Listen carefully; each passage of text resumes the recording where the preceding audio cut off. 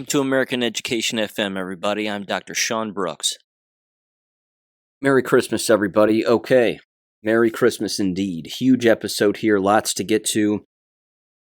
I've got everything organized, I've got it all laid out here, but I'm just going to have to get to it as quickly as I can, or else this episode's going to be a long one. So I don't know how long this is going to last, but we'll see what we get to. I've got plenty of audio to play. And I want to start off first with some geopolitical things. I've got a great deal to read also. And then I have a few education stories without a doubt. And then a lot of very updated jab-related things as well, including a text thread from a nurse friend who you are familiar with because she's been a guest on the show. But I want to start off with this. First of all, the reason that I haven't been talking about the Twitter stuff is because I've been watching it all transpire like a lot of people have. And frankly, it isn't new to us. It's not new to those of us who are awake. Again, we have it under the umbrella of corruption, and we can see it for what it is. There are a few questions that I find interesting about this and a couple of angles that I'm shocked other people haven't brought up. Now, maybe they have, and I, of course, haven't caught it because I'm not a mind reader, and I'm not telepathic, so I don't know what everybody's thinking, what everybody's written. But I find it interesting that no one has questioned whether or not Elon Musk has really bought Twitter or not. I mean, let's go back and really examine the history of Twitter. Do we actually believe that Twitter was created by good guys for good reasons? The answer is no. Twitter was created by who then? It was created by individuals probably associated with the CIA, if not foreign governments, for the purpose of controlling the narrative in the United States among many, normalize the use of Twitter, get as many people on the program as humanly possible, fill it with bots, again, to control the narrative, and then continue to manipulate the public through that messaging. Twitter has always been a negative weapon. It's never been a positive one. But since the takeover, why is it that people all of a sudden believe that Elon Musk is the one who bought it? I don't believe this. I believe that the military bought it. I believe that the military is using Elon Musk the same way that the CIA was using Jack Dorsey as basically the face of the company. So that's my take on it. That's my theory. That's my 2 cents.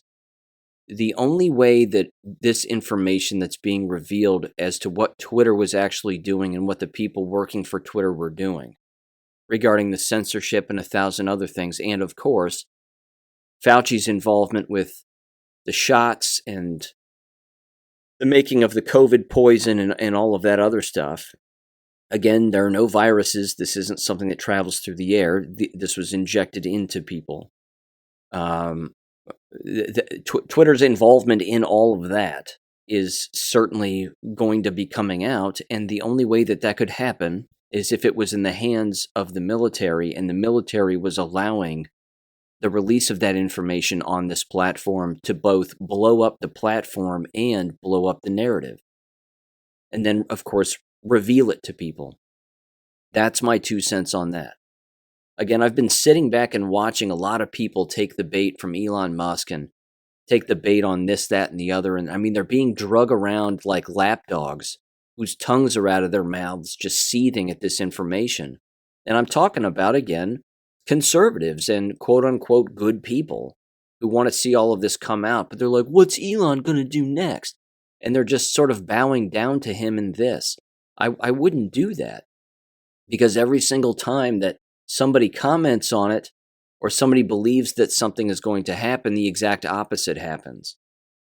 Again, take for example the poll that Elon put out there the other day where people were like, what, he's going to give up Twitter and abide by, some poll that says he's not going to be the CEO anymore. What does that mean? And then people just jump on it. People like BioClandestine on Telegram and Truth Social. They're always making these posts, highly emotional posts, without very little thinking. They get very angry when something doesn't go their way, and then they don't look at it multidimensionally to figure out what's actually happening.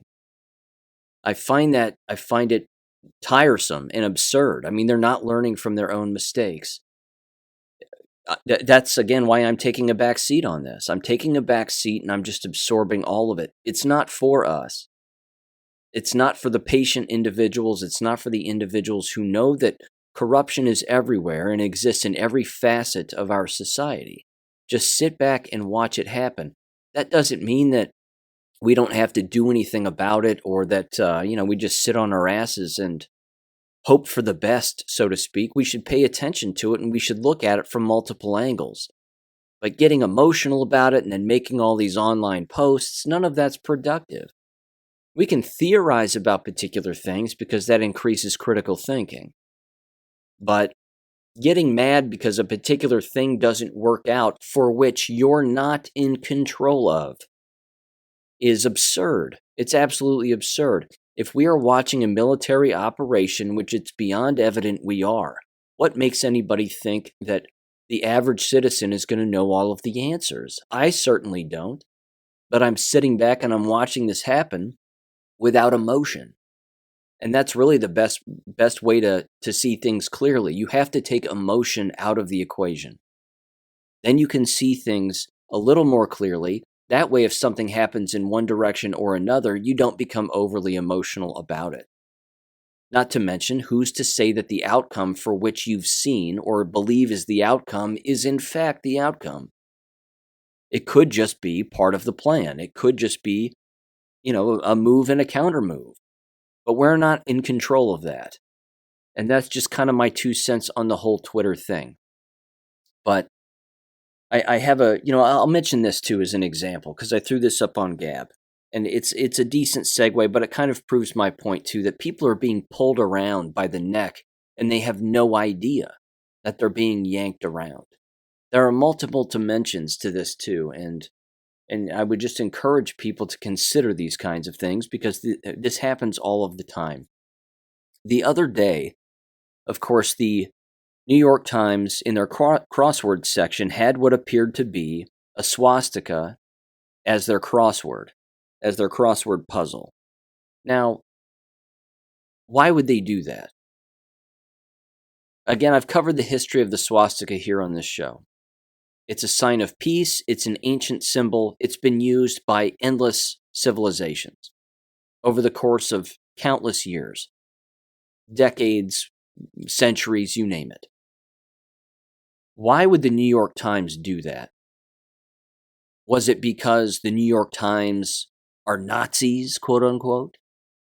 Are they Ignats? Are they, would they actually do such a thing if they didn't think it was going to draw attention to themselves? The New York Times is funded by who exactly?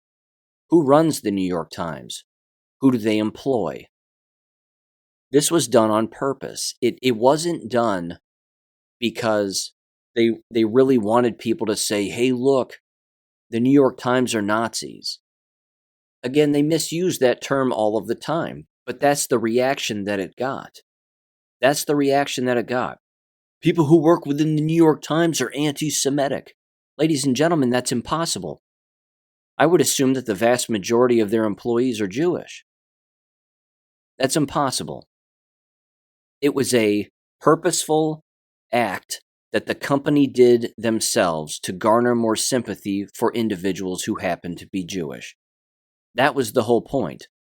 It was just like all of the stories that we've heard over the course of decades, where an individual will get arrested who happens to be Jewish for spray painting a swastika on the side of a synagogue. Anti-Semitic hate crime hits synagogue. Oops, we've arrested him. It was a Jewish guy who attends the synagogue. Remember when LeBron James had the N-word spray painted on his garage door? Who do you think did that? Did they ever catch the person? Was it LeBron James himself? Do you see, they do these things on purpose to draw attention to themselves.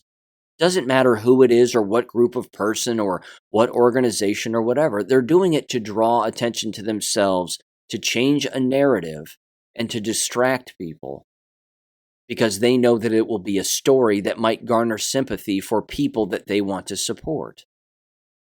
Again, it's psychological warfare. It's people being manipulated. It's lying. That's all. It's just lying. I mean, I don't know what else to say. It's ridiculous, but when people just clamor for it all the time and they think they've got it all figured out and, this is the way that it really is. And, I knew the New York Times were fascists. I mean, all the stupid phrases that people use. I mean, the term fascist, that term also was hijacked by communists, and the definition was completely changed a long time ago. It doesn't mean what people think it means. Either way, with that aside, that entire story was patently false and completely ridiculous.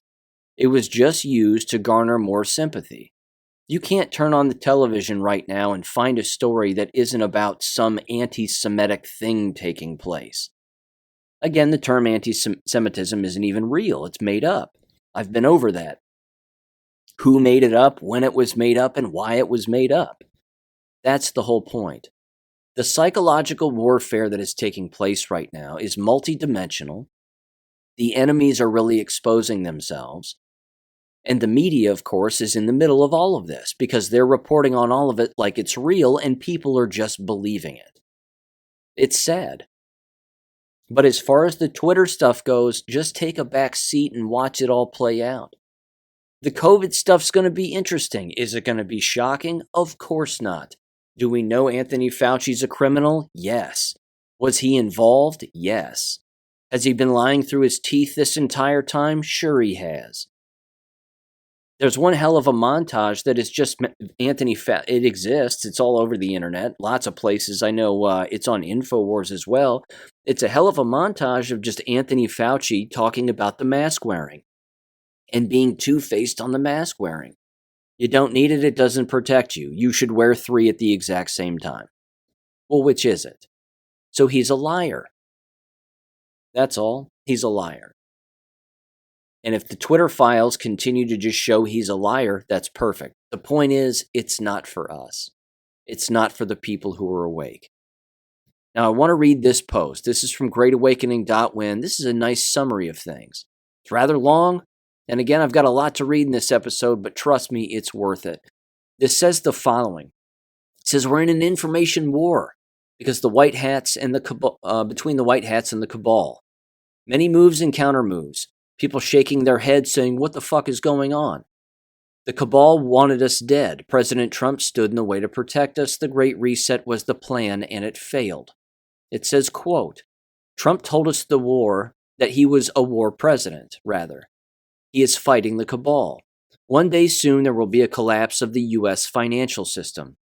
This collapse will cascade to a worldwide financial event. Remember, the UN was going to use the financial collapse to roll out the Great Reset. Here is the issue. The United Nations and the central banks needed an event to blame this financial meltdown on. If they do not have, rather, an instigating event to blame the financial collapse on, then they must take fault themselves. The type of event that would suffice to destroy our economies worldwide would be a world war or a pandemic. If the vaccines were pulled from the market too soon, lockdowns could be reinstituted, which would destroy more small businesses. This new lockdown could be blamed for the upcoming financial collapse. Trump wants blame for the upcoming financial collapse to be placed on the central banking system itself. The World Economic Forum globalists are actively destroying nations across the planet by withholding fossil fuels, opening borders, driving up debt, and increasing interest rates. In the end, they will not have a scenario to blame the financial crash on, a war or a pandemic. The World Economic Forum will have a difficult time convincing the world population to enter into a new financial system, a Great Reset, that was created by the same people who just destroyed the prior financial system. Remember, like this person said above, like I said above, it says, we have been in an information war with the cabal since Trump took office. Trump knew the vaccine would destroy the Great Reset plans. That is why he fast-tracked the vaccine production. I'm going to get into that later, by the way, and I'm going to link an article in the description below, which is another decent explanation as to why Trump rolled out the vaccines. They're not vaccines, they're bioweapons. But again, the major purpose, as you've heard me say and break down on this show, is that it was so that we don't trust government ever again. So that people don't put needles in their body ever again, that you don't trust the pharmaceutical industry, that you don't trust your doctor, that you don't trust the hospitals, that you don't trust these people. That forces the individual then to look things up for themselves. That's the awakening process. But there's an article that, doesn't get into that so much, but it's another angle, which is a good angle. And I'll link that in the description below. Okay. It says again, quote, "The cabal knew that Trump has total influence over everything, even though they would never admit it. People around the planet see Trump as the only worthy world leader we have and have had in many years. Trump could impact domestic agendas in every country around the planet with just a few spoken words. The cabal tainted the vaccines in an effort to get Trump to demand the vaccines be pulled from the market, move, countermove. Media interviewed Trump several times asking his opinions of the vaccines. Trump always gave the same answer. It was necessary to keep the vaccines in place and why President Trump never came out against them. It is obvious the vaccines are killing a small percentage of the people who receive them. Well, so far. I wouldn't go so far as to say small percentage. It says the number of people dying from the vaccines is minuscule compared to the number of people who would have died under the Great Reset. That's true. It continues, it says the Georgia Guidestones had carved in stone the globalist plan, reduced the Earth's population to 500 million. That means 7 billion people would need to be killed off. I think we are doing much better under Trump's counter plan. There will always be deaths during war. It is unfortunate. It could have been much worse, though, 7 billion worse. All of the chaos we saw unfold over the last 2 years would have been blamed on the pandemic, and the chaos would have been much worse. Without the pandemic or world war, people are looking around and saying, what the fuck is going on? People are waking up and realizing where the evil is coming from. The Great Awakening happened instead of the Great Reset. What the people see is the corporatocracy exposing itself. Evil globalists, government, media, corporations, pharmaceutical industry, all working together to destroy us. Woke corporations, satanic corporations, child trafficking corporations, election stealing corporations, they are all being exposed. It will soon be time to stand up and make sure you participate. Q told us as many times, and we need to stand up. That time is coming soon. Have a good day, my friends. Where we go one, we go all. Unquote. It's well done. It's a nice summary of events that are occurring, why they're occurring the way that they are, and I agree with it. I think that the percentage of the individuals who are dying from the shots is another story. There have been lots of percentage talks, and as you've heard me say on this show, I refer to it as the jab information civil war. There are multiple takes and multiple perspectives going on about it. Not everybody's on the same page, and I'm going to get to that later. Because again, it's very odd. And again, no one's on the same page. So I just wanted to make mention of that quick little summary there. And yeah, I want to read this too. I'm going to get into the jab stuff later, I promise, because there's a lot of updated things to mention. Here's the next thing. This is another post. Again, speculation, but something to pay attention to. That's all. Look at it without emotion, and it's just something to pay attention to. This was another post on greatawakening.win. I thought it was interesting. It said, first arrest, suicide weekend, 10 days of darkness, military is the only way. It says, quote, I unintentionally caught a short segment of the J6 circus on the tube this morning. It sent me to musing on what might happen, and if they do indeed go through with the arrest of Trump. It sometimes seems he's pushing them in that direction. Walking away, it hit me. I think those desperate idiots have every intention of arresting Trump. He will be the first arrest that shows the world the direction they are headed. What if that move kicks off all the rest? What if them arresting Trump kicks off their own arrests en masse? Would that not be the case for them overstepping the boundaries to the point that they have effectively killed themselves, committed suicide by their own actions. I was seeing speculation that Musk's comments about stepping down and the result of his poll was hinting at threatening the shutdown of Twitter. If the first arrest kicks off the roundup, it could also kick off 10 days to stop all comms and prevent a civil war erupting over Trump's arrest and the roundup of the cabal players. When the 10 days were over and smoke had cleared, the military would be running things and the tribunals would commence, unquote. Yeah, again, it's possible. It's a moves, counter moves kind of thing. We know that the art of war is being played out right now. It's Sun Tzu to the bone. If you've ever read The Art of War, I've read it at least 3 times. It's being played out. You force the enemy to make a move that they really don't want to make, but they have no choice. You also force them to make a move that they want to make, but you already know what the result is going to be. So there's just moves, counter moves taking place here. I find it interesting. I'm watching it without emotion. I'm just looking at it.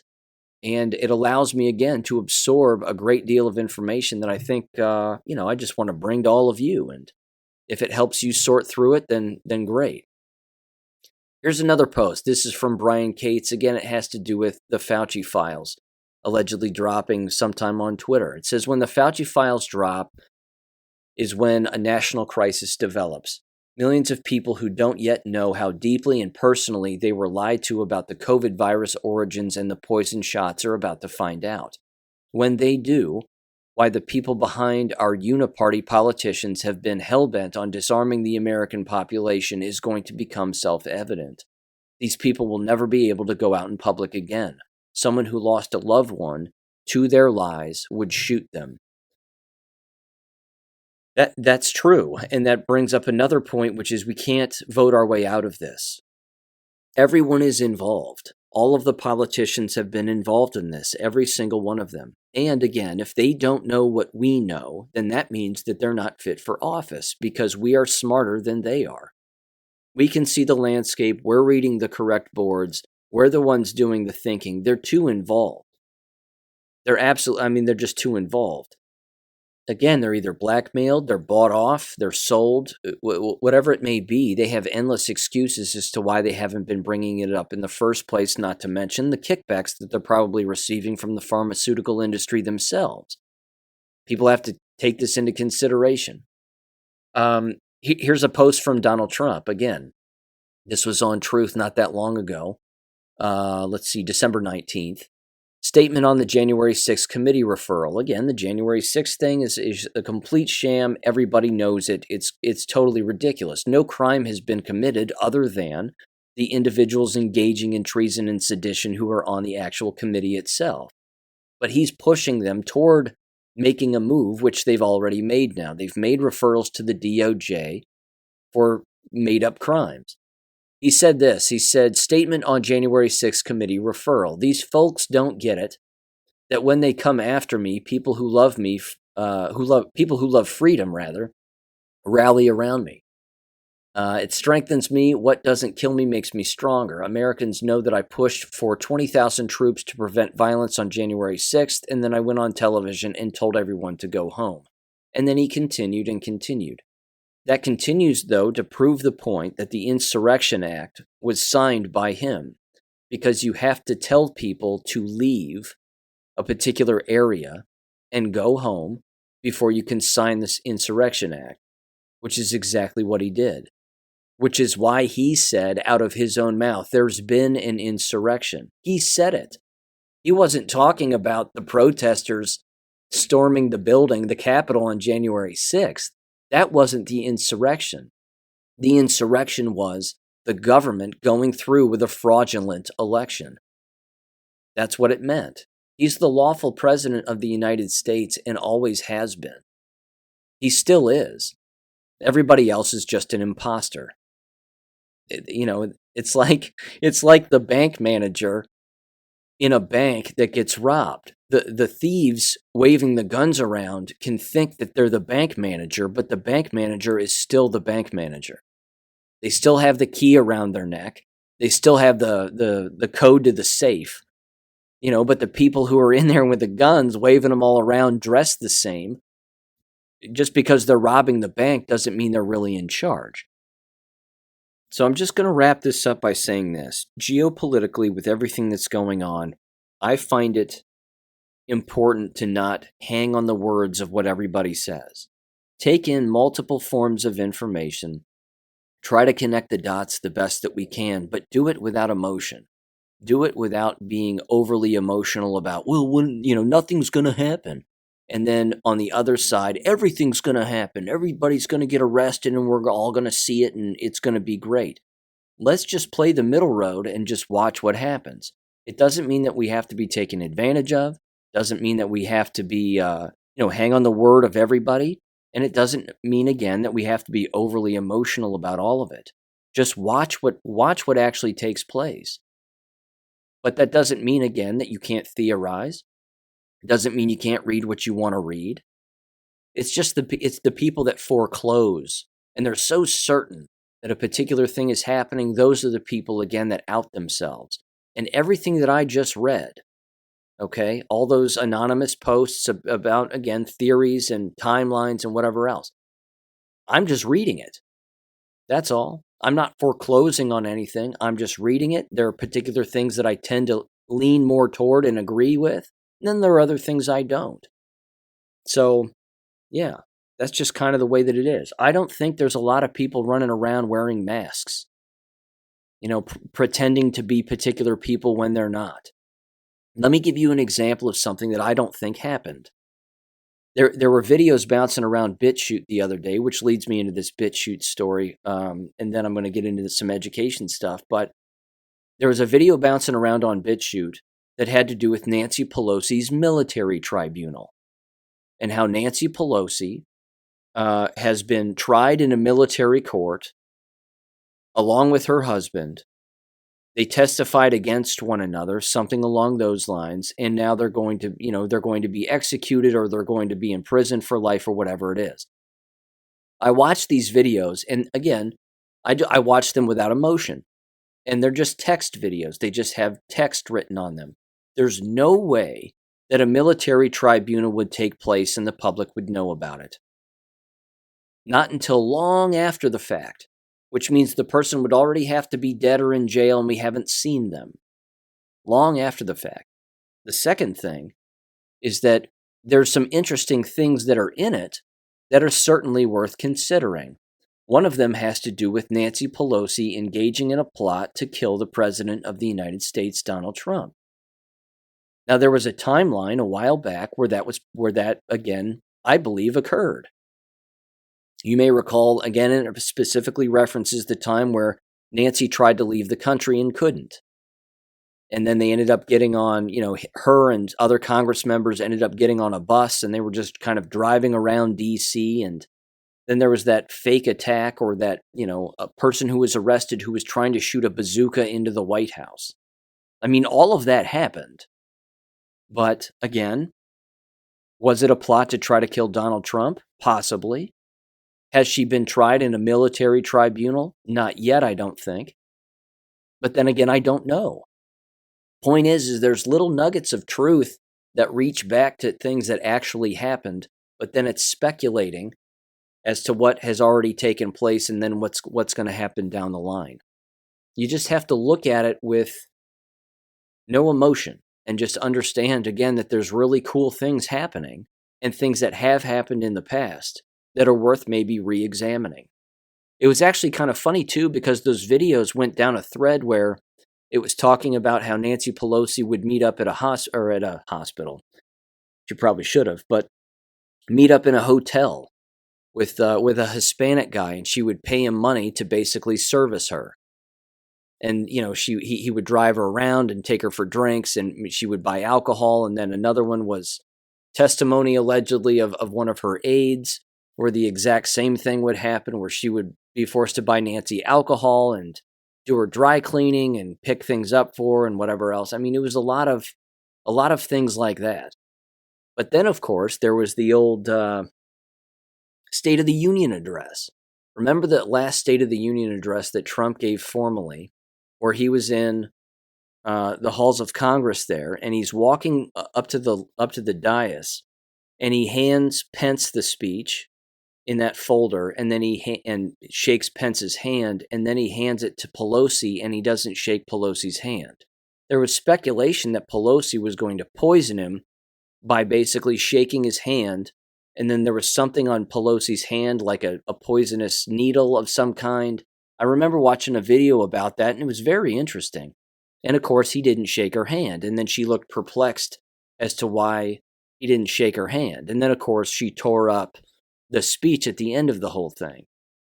So I don't know. I'm just saying that it's all interesting stuff, and it's interesting to think about. And let's just watch it. Let's just watch it all transpire. We know these people are criminals. We know that they're trying to destroy free speech. They're trying to control any narrative they possibly can. And those individuals, again, are wearing all kinds of titles: Republican, Democrat, Independent, it doesn't matter. But they're not to be trusted is kind of the point. And this leads me to this.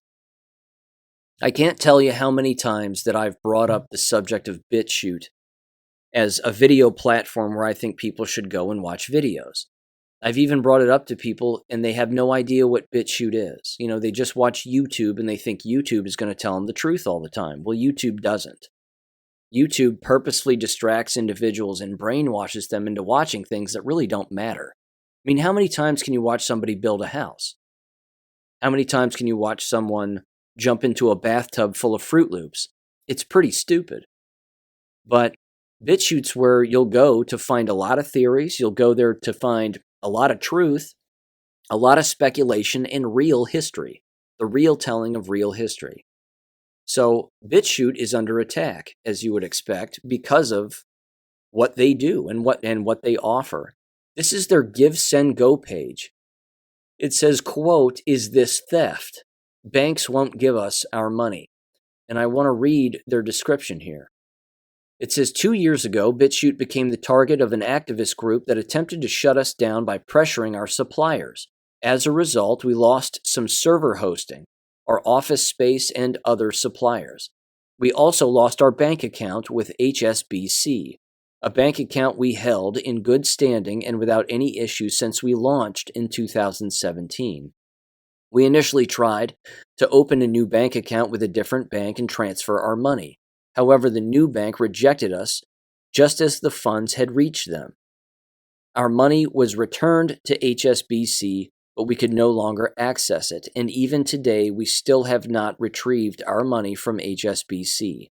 In August of 2021, after failing to get a resolution through the HSBC complaints process, we requested arbitration through the UK's banking ombudsman. We were informed of a long wait due to COVID, which had resulted in many bank-related problems for businesses. It wouldn't be until November of 2022 that our case would be assigned. Since arbitration started, we have provided many details, including the bank account where HSBC could send our money. Within a week of handing over that information, that new bank account was suspended without notice. We informed the ombudsman, I hate that word, that we do not want to give HSBC additional bank accounts and prefer any transfer from HSBC use a third party such as escrow. Even a bag of cash would do, a necessary action that will likely lengthen the process. And then it says it's happened again. That happened 19 days ago, and we still have not been able to get our money from that bank, even though we have informed them that we need it urgently to pay bills. It's not clear for what reason they are keeping it. Now, nearly at the end of 2022, 2 different banks have our money. HSBC has held it for almost 2 years. Again, they're trying to destroy BitChute, and by they, I mean whoever it is that owns HSBC and these banks. I'll let you figure out who that might be, but you get what I'm saying. This is the problem. This is what they want for all of us. They want to go after the platforms that tell the truth no matter what. Even Gab, ladies and gentlemen, is doing this particular thing where they're allegedly trying to squash what is real free speech in certain comment sections to allow people to filter out particular comments. And Gab has been attacked for it on Gab's own platform, and rightfully so. Why? Because what it does is, and one particular poster pointed this out, is it diminishes the ability not just for free speech, but for grifters to be called out for the grifters that they are. Because if it allows an individual in the comments section to edit or filter or hide the comments that people are making that are negative about a particular poster, then that's a problem. If a person wants particular comments to be deleted based on a post that they've made, then that forces the grifter or the person who made the original post to delete the entire post, because then the comments will be deleted.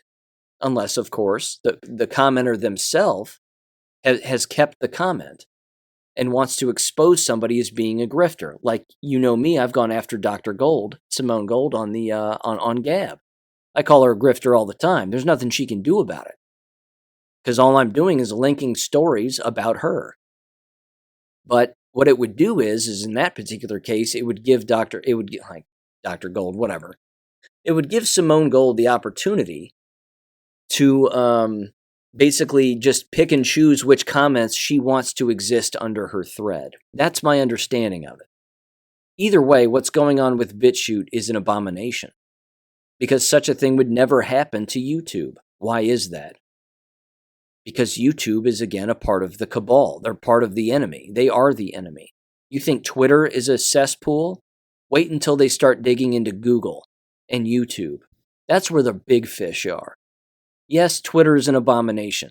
It was an FBI-funded, CIA-funded operation. We know that. We've known that since the beginning. Many of us have. But that kind of information is just for the normies that's coming out. It's not for us. So there you go. That's BitChute, and that's what they're experiencing. But they do have a give, send, go. It's up to £34,000 plus. And yeah, when a bank holds an organization's money hostage with no explanation, that's a serious legal problem. That's a serious ethics problem, and that's war. That's a declaration of war. So there's that. Okay, here's another declaration of war, education related, and I love it. Actually, it's also local related and legal related too, because this will reverberate into the local education apparatus where I live as we know it.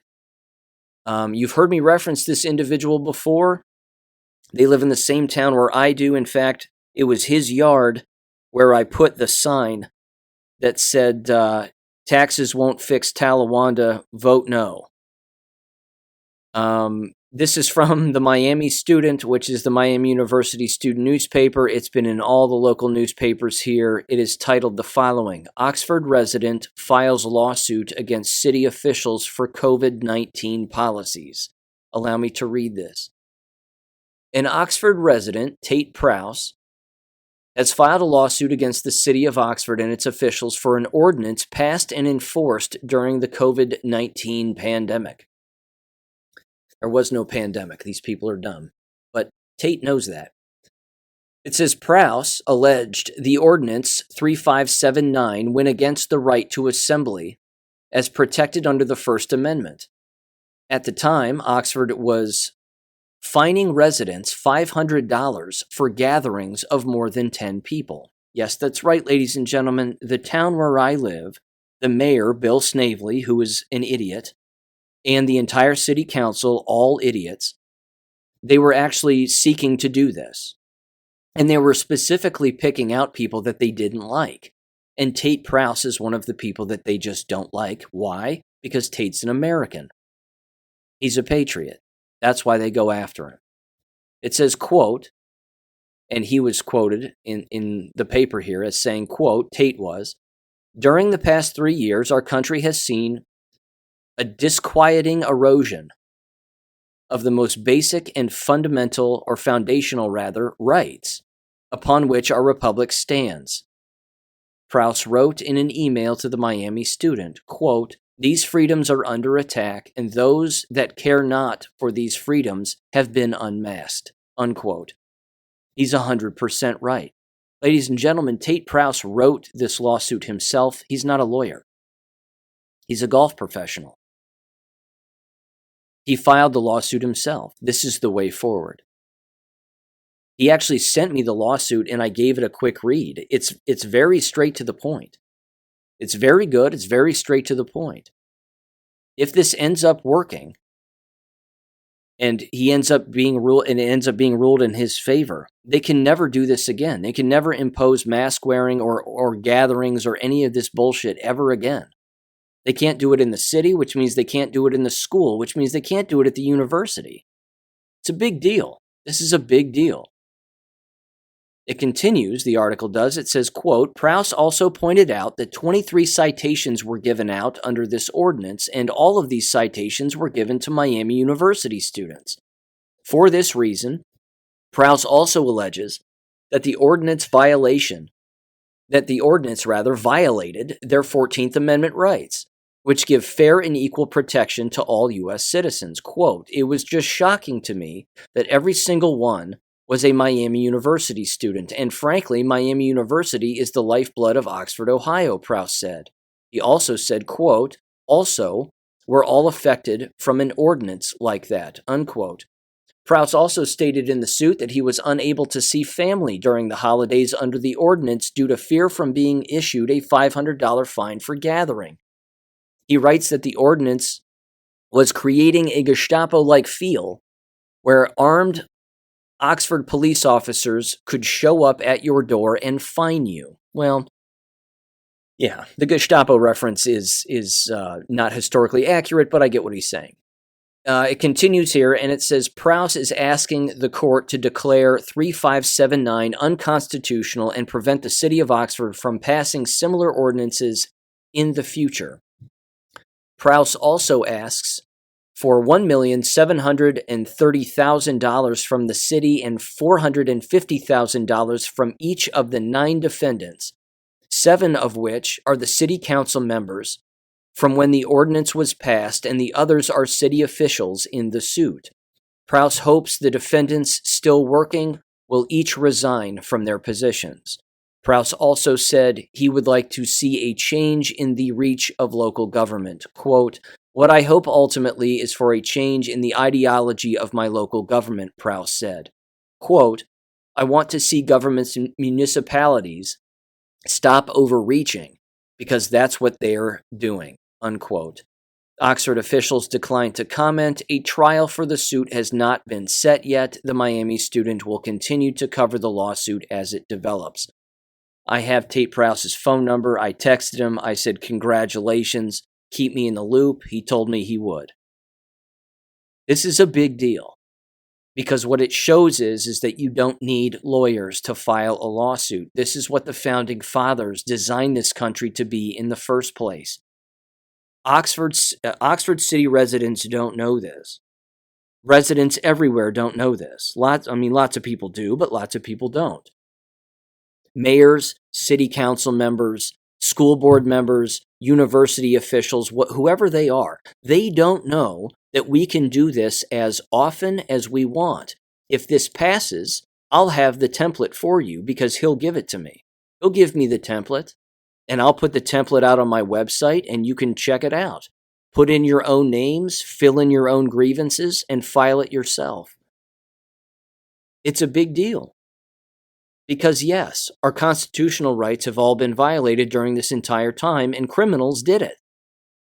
And now it's time to hold these criminals accountable. I hope it goes through because it's going to make those assholes destitute. They're going to have to sell their houses.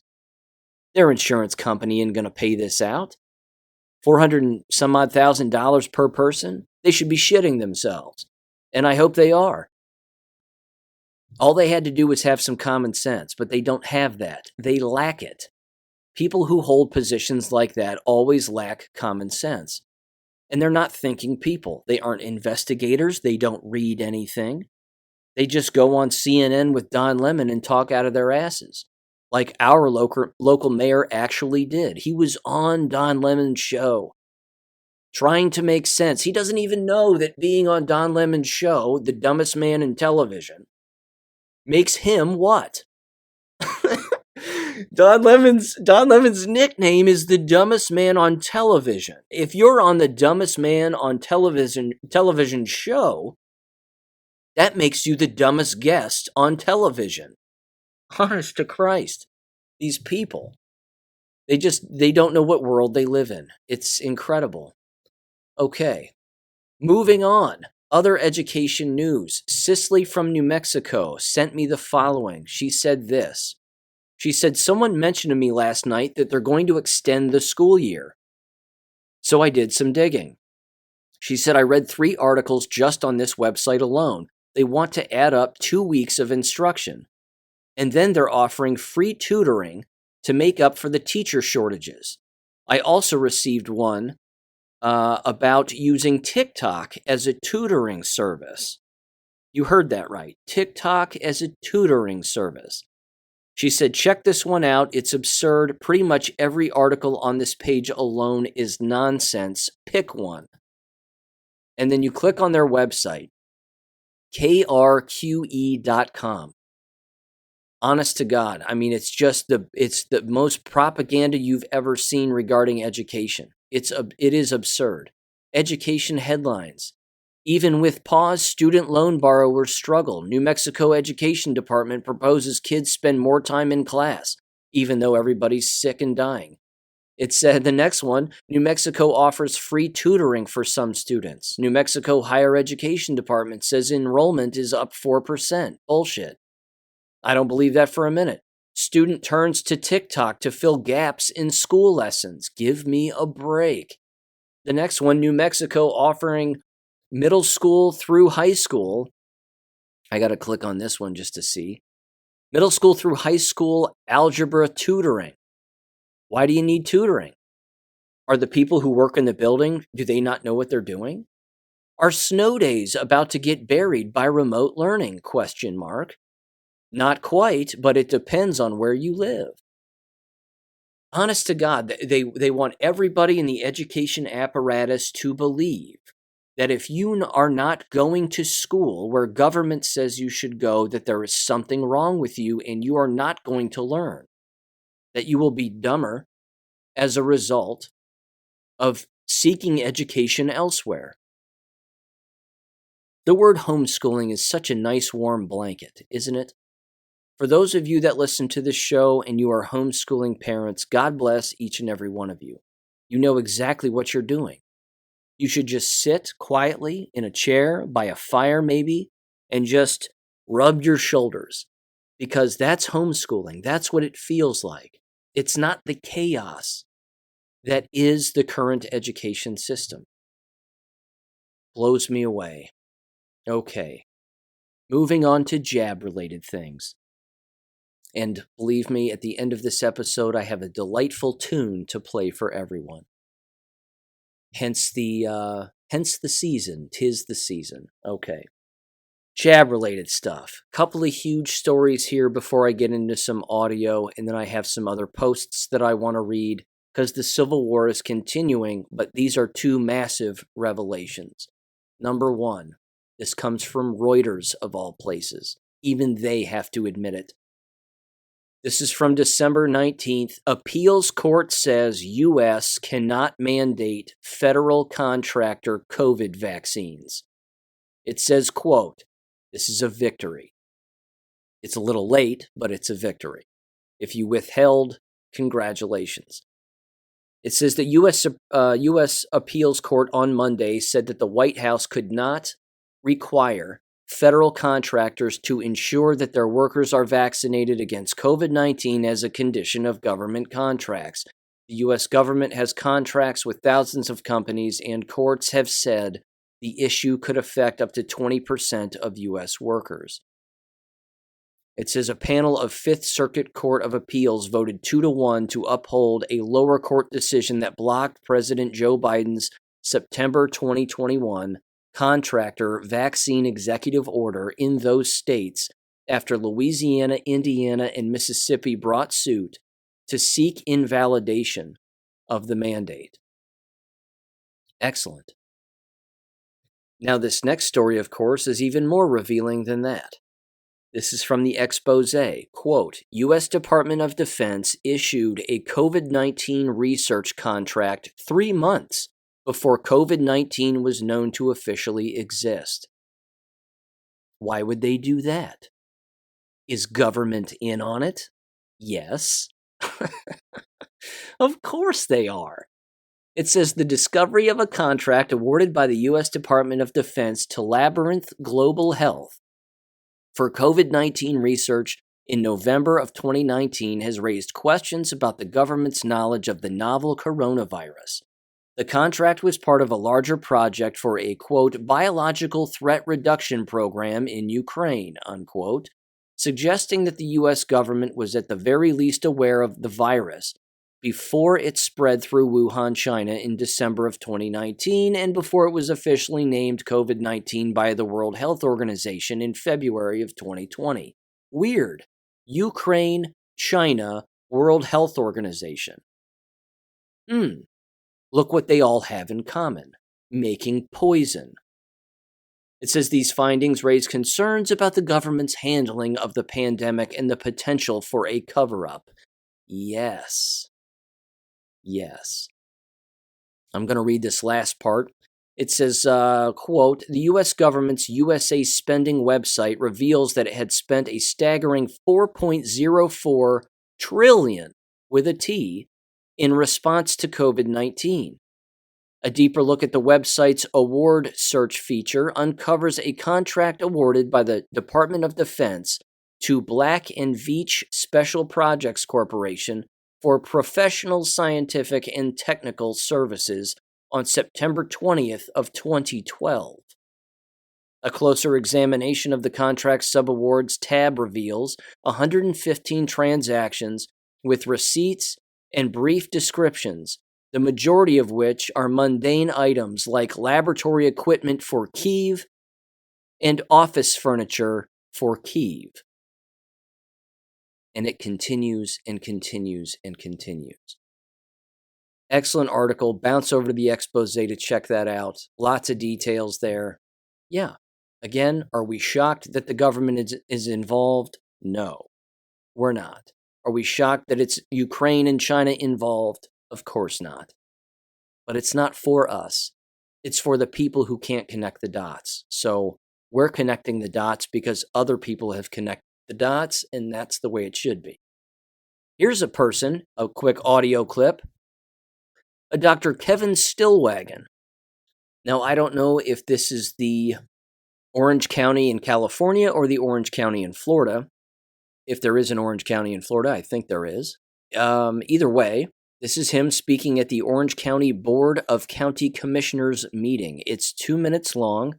Give this a listen, and by the way, when you're listening to this, think of that audio clip that I played of Dr. Ryan Cole, where he was like, basically, you just lucked out. If you got the shot in warm weather and you got it outside at one of those warm drive-through things, you just got mush. Listen to what Dr. Stillwagon says here about all that. Creates a toxic spike protein in your body that can cause adverse reactions, including nervous system disorders, cancers, and worst of all, myocarditis that can lead to sudden death. So you might be thinking, those adverse reaction people are crazy. I got the shot. Nothing bad happened to me. I'll give you 5 reasons why that is. First, you have no idea where the tip of that needle is when they push that plunger. If it's in a vein or a capillary bed, those particles will rapidly spread to your heart and to your brain, increasing your chances of neurologic and cardiac symptoms. Secondly, you have no idea how many particles are in that syringe. It could vary tenfold based on how it was prepared. And the more particles you get, the greater the chance of an adverse reaction. So maybe you just got lucky. Third, there is polyethylene glycol in the shot that keeps the particles from sticking together. If it degrades, and it does, you could get injected with coagulating goo that can cause a deadly stroke or a heart attack within minutes or hours. Fourth, the mRNA that's in the shot can degrade also, so it won't even make the spike protein at all, lessening your chance of an adverse reaction. Fifth, The more acidic your body is, the more spike proteins you will make, and that will increase the chance of an adverse reaction. So maybe you got lucky again, and your body, due to your diet or medications, was less acidic, and you made less spike proteins. But you can only be lucky for so long. The effects of this shot are cumulative. So my advice is to never, ever get one of these shots again. And if you did get one, get your D-dimer levels checked for microclotting and troponin checked for myocarditis. These problems can be asymptomatic and result in chronic disease or death in 2 to 5 years if you don't do something about it. Thank you. All right, thank you for your comment. Now, of course, not to be selfish and not to draw it back toward me, but I could not help but think, of course, of everything that I said in my speech, that I warned people about, same kinds of stuff. He's more descriptive, which is great, but at the exact same time, very important message nonetheless. Not to mention, it offsets what all these other medical doctors are saying about, well, it's of course they're saying it's 100% fine, no one's died, everything's fine. And then of course they think, well, if you're not sick now, nothing's going to happen to you in the future. Bullshit. You're still injecting yourself with poison. How do you think that's going to work in the long term? And I've got some examples to bring up here shortly. But again, this is the sad part about this entire situation, is that people would say, well, wait a minute, are they a medical doctor? Is this person or that person a medical doctor? You don't have to be. You just have to be literate. Like when people again came after me and my credentials. Well, he says he has a PhD from Oxford, but he clearly doesn't, so he was lying. I never said I had a PhD from Oxford. I live in Oxford. I have a PhD in education. Everybody knows that. So what was funny again about those articles that, again, get written to disparage people is they actually end up getting deleted the more truth that rolls out. And it was funny too because, again, much like the Streisand effect, when the individuals watched my speech bouncing around the internet, what did they ultimately find? If they have any search skills whatsoever, they found my podcast. And then they listened to it and they went, oh shit, this guy kind of knows what he's talking about. And then they immediately ignore it. And then many of them even deleted their own articles that disparaged me because, again, they know that more and more facts are rolling out and there's no hiding from it. This Dr. Stillwagon is speaking the truth. He knows exactly what's going on. Now, here's old Bobby Malone. And I want to make this abundantly clear. I'm not a fan of his. He's the guy who's been playing with poison for a living and then selling it. I don't like that. He said this on Twitter recently, apparently. Quote, I often get the question, quote, what should I do if I was just vaccinated to protect myself, unquote. He says, quote, my number one piece of advice is to please don't do any heavy exercise that place a lot of stress on your heart for at least 40 days, if not longer. Let your body heal, unquote. A person replied to him and said, how does it heal if it's in your DNA constantly pumping out spike? I'm thinking you don't. Malone replied and said, the mRNA does degrade over time, just very slowly, by 60 days. It is mostly gone from your body. This is based on the Cell paper published in early 2022. They stopped checking at 60 days, but the data seemed pretty clear that the body was clearing the mRNA just slowly. Unquote. Ladies and gentlemen, I got to tell you, I don't trust him and I don't care what he says here. It's still poison. There are still endless poisons in these shots that are wrecking people. Here's another post. This comes from, I believe, I don't know if it's Gab or Facebook, something. Retired Christian Slater. Hilarious. This was back on September 6th. I don't know what year. It says, quote, if you took the experimental gene therapy injections, here's what you have to look for over the next 2 to 3 years. Number one, sometime between October 2021 and April 2022, we will see if antibody-dependent enhancement strikes you like it did the animals in 2012. Number two, around 18 months, we will see if mad cow, quote-unquote, spongiform encephalopathy is what it's called, strikes you like it did to the humanized the humanized mice that were injected with the spike proteins. Number 3, around 23 months, we will see if Alzheimer's strikes you like it did the macaw monkeys that were injected with the spike proteins. Number 4, 60% of the injected have detected microclots with the D-dimer test in the first week after injection. Right side heart failure within 3 years is common. Number 5, the spike proteins impair your telomerase synthesis, which is known to lead to cancer, CVD, diabetes, vascular dementia. All of that for a disease with an IRF of 0.3. What were you thinking? Unquote. Again, it's poison. There's no way that people can get around it. Let me play this audio too. This is from Dr. Bhakti. He's standing on a stage. I don't know when this presentation was, but give the end of his presentation a listen here. Now, if I am here today, it's for a very special reason. 4 weeks ago, I don't know where you saw the video released by the WHO, where they proclaimed that it was their intent to introduce mRNA vaccines for all vaccinations on Earth, and then go from there to treatment of all other diseases, including cancer, etc. What people do not understand is that all mRNA vaccines are dangerous and are going to threaten life. It does not matter whether the vaccine encodes for the spike protein, for the measles protein, for rubella, for the flu. It does not matter at all. Why? Because the whole danger of the vaccine stems from the ability of the immune system to recognize non-self.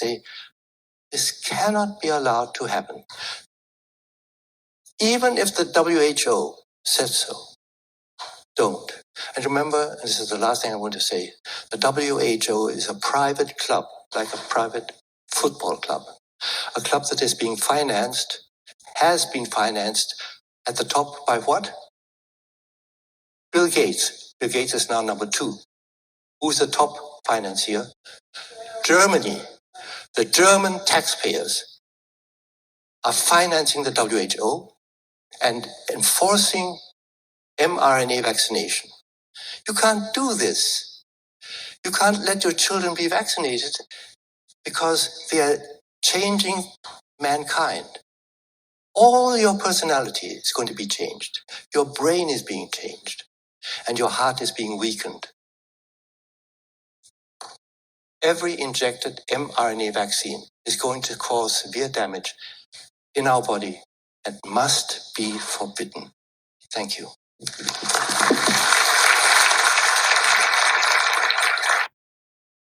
I'm sure he received a round of applause because he's lying.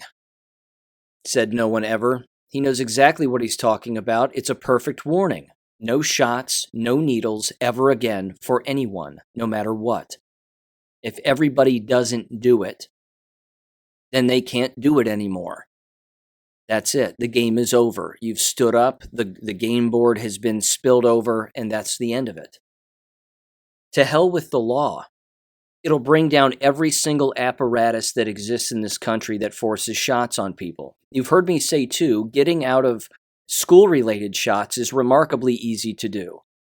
You bring facts to a medical doctor. You say, I want you to sign a waiver saying that my kid doesn't need these shots to attend a particular school. Again, why you would attend a particular school is beyond me, but you get what I'm saying. You don't have to do it to attend college. You really don't have to do it to attend a K-12 school. There are endless medical exemptions that exist and religious exemptions as well.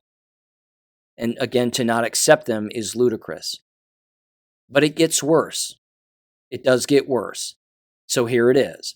I got this text thread and was going back and forth with Kim Carter, who is a nurse. She, of course, has been on the show, and I'd love to have her back on, and she knows that. She said the following, quote, this was just as I'm recording this. She said, quote, travel nurse I work with was telling me last night that when she was on assignment right after the jabs came out, she was working with a nurse that wanted to go on her break and get the jab. My coworker, former military, said she had no desire to get it. This was right before mandates. She said the other nurse took the jab. They waited the allotted time, and they were walking back to their unit, and the nurse had a heart attack. Right then and there. My coworker said they coded her for over 45 minutes. She died. She said, "They know, Sean.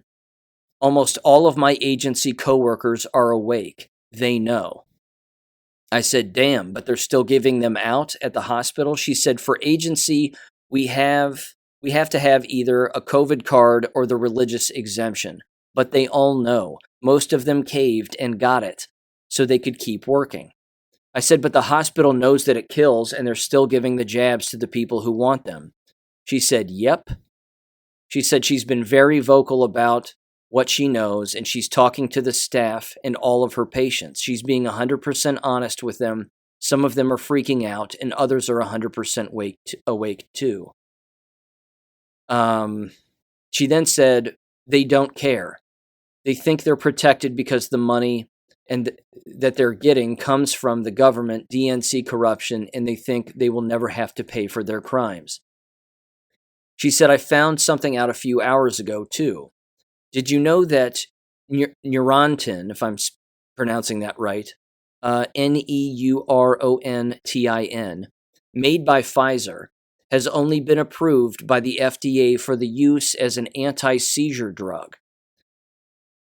She said Neurontin and Lyrica, Lyrica, are both the same type of drug. Pfizer was ordered to pay $945 million for allowing doctors to prescribe it for off-label use for pain. It's highly addictive and worse withdrawal, and has worse withdrawal than heroin. I said, "And they've been giving it to patients for pain?" She said, "Yep, for every type of pain. They give it to a lot of diabetics for diabetic neuropathy." And then I said, "They're still giving it?" And she said, "Yes." She said, "They give it for everything." She then said, however, after being on Neurontin, if I'm saying that right, Neurontin something, they can no longer feel their feet because it causes fucking neurological damage. Most of my diabetic patients that I take care of have wounds on their feet that never heal, and they go necrotic, and have to be amputated. She said, "I have never made those connections before. I had no fucking idea the damage that this drug is causing." She said, "Doctors won't listen unless you have the proof, and since their hospital is allowing a killer surgeon to keep killing patients for money, I doubt that they would care. Money comes in from the pharmaceutical company to the facility." And there you go. She then said, quote, "My mom just told me that my dad was taken off of Neurontin in 2014 because it put him in stage 3 kidney failure," unquote. Again, keep an eye out for those drugs and the use of those drugs. Certainly don't take them if you can avoid them. And, yeah. Killed a nurse instantly after taking it. Instantly. It's worse than Russian roulette. It's worse. All the chambers have a bullet in it. I don't know what else to say. This is all over the place. This is happening all over the place. Here's the last story. Last one. Heartbreaking, to say the least. TheWesternJournal.com. Quote, "Shock as doctors blame 6-year-old hockey player's myocarditis on flu before she suffers massive stroke and dies." It says the following, quote, "A 6-year-old Canadian girl who died last month entered the hospital diagnosed with myocarditis linked to the flu, but later passed after a stroke." Ladies and gentlemen, you don't get myocarditis as a result of the flu, because the flu doesn't exist. That's number one. And you get myocarditis, of course, from being jabbed. Period.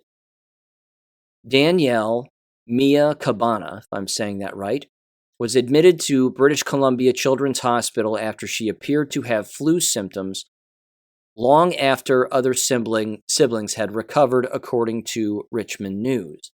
The girl's flu symptoms began to appear around November 11th, the site said, citing comments on the Instagram account of her father, Dennis Cabana. The account is private. On November 26th, 6-year-old girl who was a member of the Richmond Raven U7 girls hockey team for British Columbia was taken to the British Columbia Children's Hospital for the flu and unexpectedly passed away after suffering a massive stroke. Doctor diagnosed her with myocarditis. After arriving at the hospital, she was placed in intensive care where she was diagnosed with myocarditis caused by the flu. Bullshit.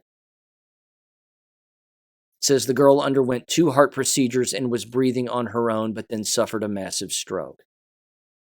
We went back to the room that the dad said, where the doctors unplugged the machine, and we said our goodbyes. Okay. I'm done. It's depressing. This is happening. This is happening all over the place. Again, the dots are so close to one another that to not connect them is asinine. And a person is just flat out sticking their head in the sand to not be able to connect these dots. Ladies and gentlemen, there are a million things going on. There's absolutely no segue into this that I can do other than to say thank you for listening. I hope everybody has a very Merry Christmas. I will be back here next Wednesday. I hope, anyway, for a variety of reasons, but I hope to be back next Wednesday with an episode and some more information for you. Don't know how long it'll be, but we'll see. And then, of course, the following Friday, and then back on the train probably that next Monday. Yeah, I'm going to close out the episode with one of my favorite renditions of my favorite Christmas songs, written by a church musician and a school teacher. The history of this song is actually remarkable. So, Merry Christmas again, and I'll catch you on the other side. God bless, and take care.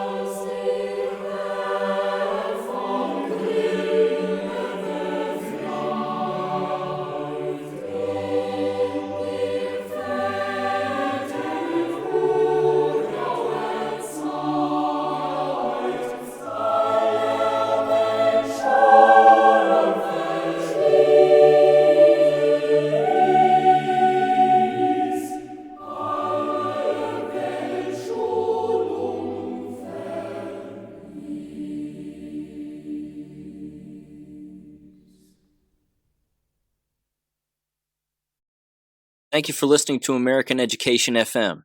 Make sure and check out AmericanEducationFM.com for more information. Take care and God bless.